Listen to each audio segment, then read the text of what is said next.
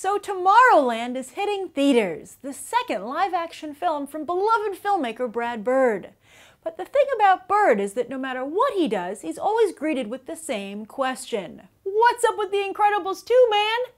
So today we're going to take a look at the latest news for the much-anticipated sequel, plus how the superhero movie landscape has changed significantly since the first film debuted in 2004, over a decade ago. And Bird is aware of the increased competition, saying that The Incredibles 2 will stand out from the crowd by charting new terrain for the genre. Is there really a stone left unturned? If so, it's a good bet that Bird can find it. And he has some time, as it's rumored that The Incredibles 2 won't hit theaters until 2017 or 2018, when Pixar already has both November 22nd and June 15th reserved. Bird is only now just working on the script, where he'll have to make some important decisions right off the bat. For instance, will this sequel pick up where the first one left off, or do a time jump?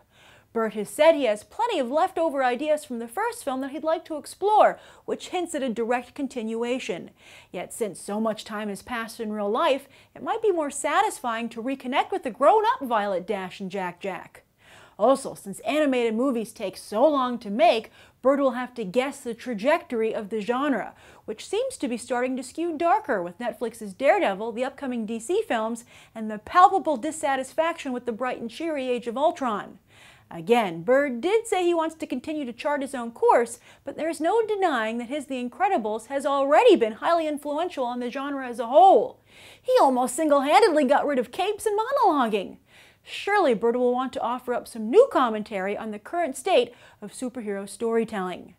But Bird has always said that The Incredibles' real strength comes from exploring the family dynamic through the superhero lens. And luckily, even with the Fantastic Four getting a reboot, that's still territory that no other franchise has bothered to mine. Which is weird, considering the lasting popularity of The Incredibles in the first place.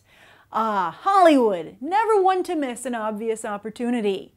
But something that Hollywood is keenly aware of is the strength of the female audience these days, so expect an even bigger role for audience favorite Helen Parr, aka Elastigirl. Now, when The Incredibles hit theaters way back in 2004, only one other major superhero movie debuted that year, Spider-Man 2.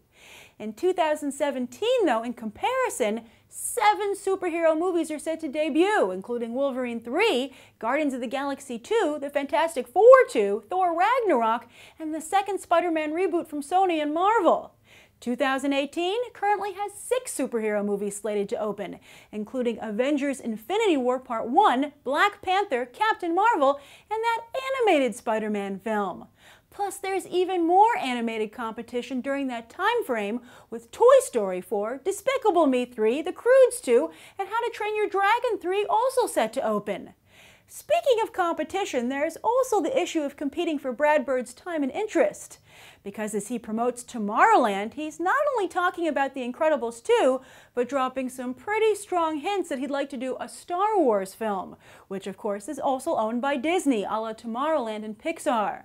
Bird was actually in early talks with Kathleen Kennedy to helm a Star Wars movie a few years ago, but decided to make Tomorrowland instead, a move he might be regretting considering the lack of buzz for the film, and that it's only expected to make about $140 million domestically, a far cry from his Mission Impossible Ghost Protocol numbers.